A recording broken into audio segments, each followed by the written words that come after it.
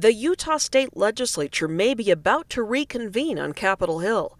The governor is reportedly about to call a special session to discuss the sale of alcohol in Utah's restaurants. I am hoping to have a special session on Wednesday to discuss alcohol policy in Utah, and specifically the issues of what do we do with alcohol licenses for restaurants. Senator John Valentine has a bill drafted and ready to go. He says the bill has been vetted with the governor's staff, the Senate, and the House. The special session legislation does three things.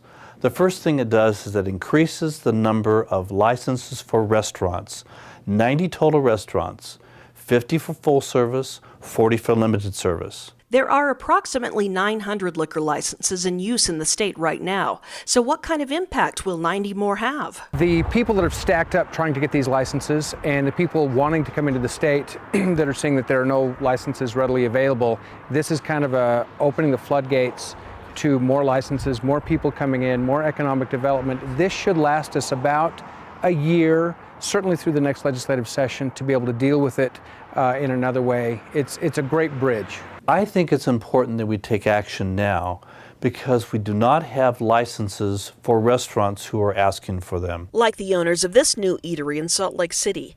Pig and a Jelly Jar just opened its doors on 7th South and 4th East and couldn't get a liquor license. There were none available. It is now on a waiting list of 13 to 15 business owners. People that go out and will have a drink tend to spend more money, which is important being a small business owner. To me, right now, we're representing a group of small restaurant owners, and for us, especially when we keep hearing, oh, we need to stimulate the economy, we need to do this, we need to do that. Well, we need a little help to do that. Should the bill pass, proponents say it could boost overall revenues during tough economic times. Revenue generated through the sale of these new licenses will bring in new money to hire 4 more DABC officers.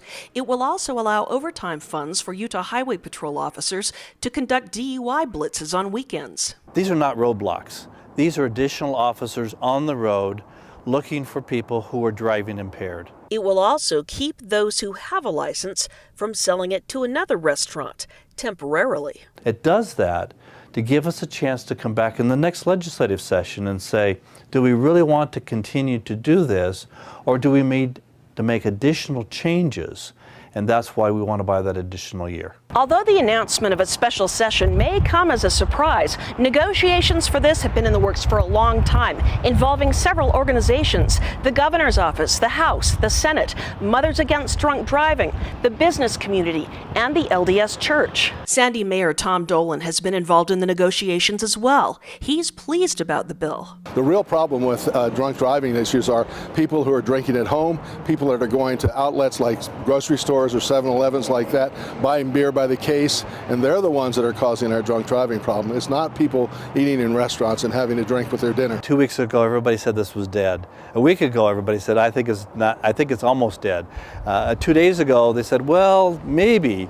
Today, I'm very optimistic that we can get forward to balance the policy of accommodation and public safety. For the Utah League of Cities and Towns, I'm Susan Wood in Salt Lake City, Utah.